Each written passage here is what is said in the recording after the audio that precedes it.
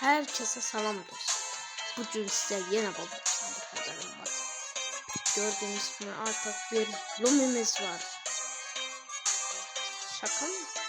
Yani böyle bir şey olmaz. Çünkü yani manga change üstüne 100 yani şey çıkarttı. Lumi çıkarttı. Lumi diyor. Artık bir beleş ücretsiz ne desem bu bir Lumi ücretsizden karakter. Haberlerde var. Yani dükkana gene ücretsiz şekilde Lumi'miz olacak artık. Yani böyle bir şey olmaz. Manga çevirmişler Lumi. Düşünsenize. Neyse arkadaşlar ben dostlarım artık ben bir isterseniz maksatmada. Çünkü yani artık manga çeviriler bir atmadı. Bir yani yoklamadı onu ama bence Lumi'yle yoklamamız lazım. Yoklayak ya. Neyse arkadaşlar. Ben maça gireceğim ve göre bu karakter nedir? Karakter da böyle çok kartısından oynayacağım. Dostlar gördüm. Yoklayacaklar karakteri. Maça başladık. Mantıkça gelmesi lazım.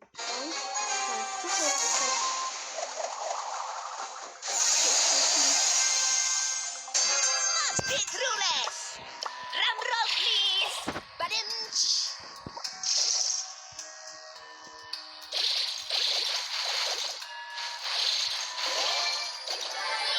Ya bu var bakalım.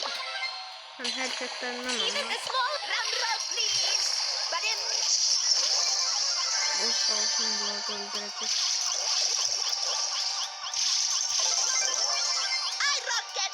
You just roll it. Çok yaşlı. Lumi ne karakter.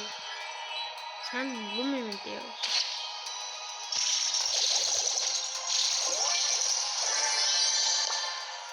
Drum roll, please. Badum.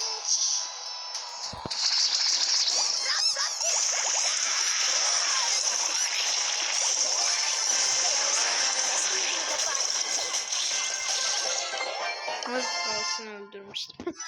Ama ne ki Lumi'den kazandı. 10 kupamızı da aldık.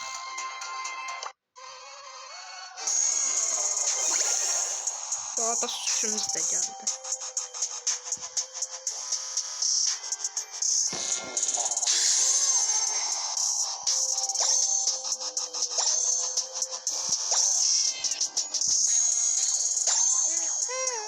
İkiye bölündü.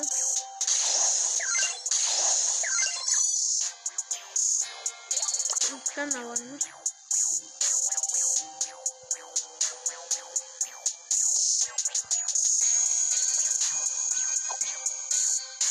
Neyse.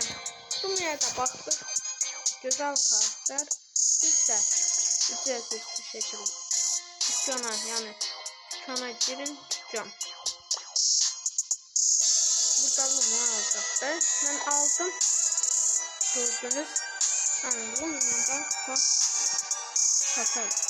Onun videosunda bunu çekmeye düşünüyorum ama videoyu bir videosunu çektim. Siz bunu bence tadından yenmez ya. 1100 kasa bundan sonra kestim. Kasalım mı? Ben de kasa.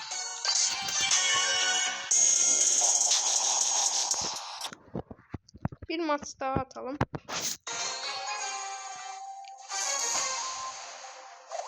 Ben de aslında bu kasalım. Let's kick this up a notch. Ya da ölerim ya çünkü ben kasmayacağım. There is weakness leaving the body. Ya vursana onu. I won't be getting off from this. Neyse. Bir videosunu bunu çekeceğim. Bu videomda yani bakarsınız oluyor da herkese sağlıkmak yani ben izleyenlere selamlar göndereceğim.